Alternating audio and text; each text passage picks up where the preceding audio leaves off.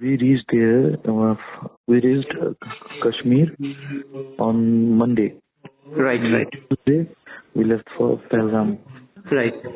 Pahalgam Right. took around at around 1:30 to 2. We were at the spot of Python Valley.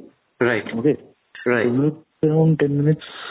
After 10 minutes, we were just enjoying the view and all. Right. So after that, I had a gunshot. You heard the gunshot? Yeah. There was a single shot. Okay. And so I asked the people around what's happening, and local people said, no, it's nothing. It might be from the forest department. Okay. It's just to scare away the wildlife. Right. To scare away the wild animals. So it might be like that. So we also thought, we never anticipated that we would have been under an ambush. Right. So after that, I saw a guy just walking with gun on the hand, and I thought he might be from the forest department. Was he wearing an uniform or army fatigue? No, nothing like that. It was a black mask, black cap, black jacket. Everything was black. And I was also not in that state completely to notice to remember at least what he was wearing. So I just saw him. He was walking by and he was talking to a couple and then shot the husband. Shot the husband? So after that, we all, my family and the people who were there at the spot on that side, we all took shelter under a tree. Okay. We lied on the ground behind a tree.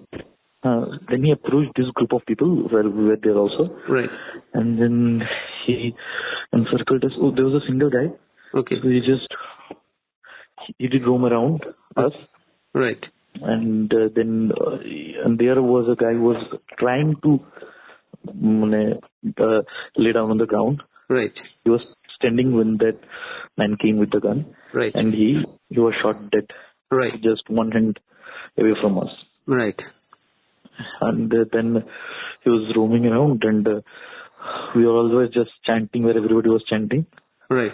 And then we left, and then he pointed the gun toward my head. Right. And he listened what I was saying. Yes. And then he left. So basically, what were you chanting? We were chanting the kalima. The Islamic kalima. Yeah. Yeah. So what did you say in that? What did you chant? Shall I specify that? Yeah. La ilaha illallah Muhammad Rasulullah. That's what everybody chants, right? Okay. So you thought that reciting the kalima had saved your life? No, I don't think that. Okay. Everybody was chanting that. Okay. And I was also chanting that. I had no idea if this will save my life or not. Okay. I was just chanting where everybody was chanting. Right. It was a hard mentality, you can say. Right. Hard mentality took me towards that path, and it was absolute instantaneous. Right.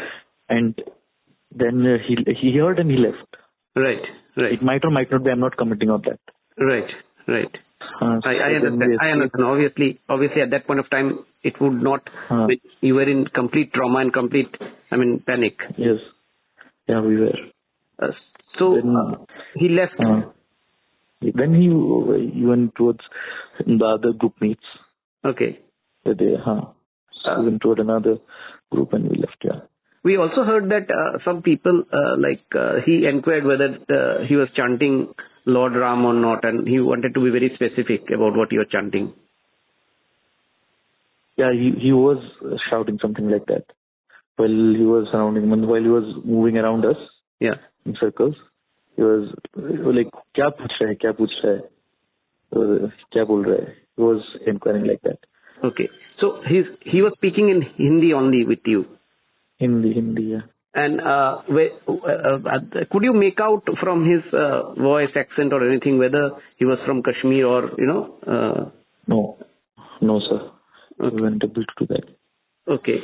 But then how did you escape from there? Yeah, there was we were on the rear side of that Bursas Valley. And most of them were in the front side, towards the main gate. Only one guy that I just mentioned now was on the rear side. So after he left, he went to join the other group mates. We just jumped over the 7-foot fence and then followed the footsteps of the horse on which travelers usually reach there.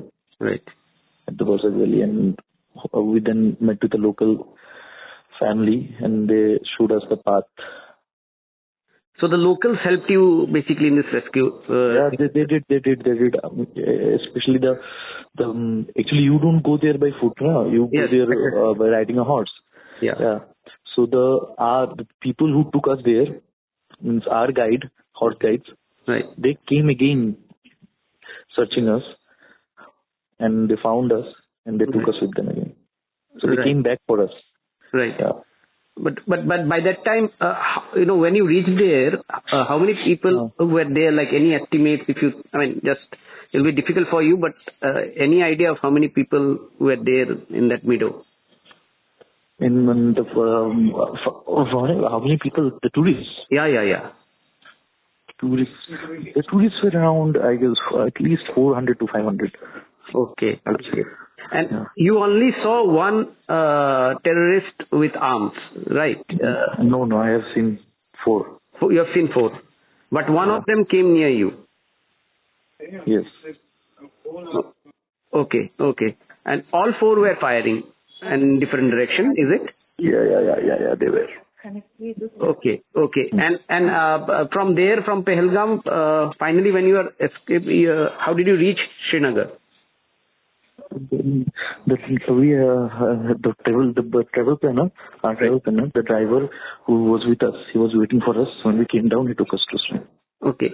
So have the authorities got in touch with you this last evening itself? How in the sense that since that you're a survivor of the attack. No, the authorities from Kashmir, we had not been contacted. But police or armed forces? No, they have not contacted us yet. Yeah, but back from Assam? CMO, the CMO of Assam has contacted us.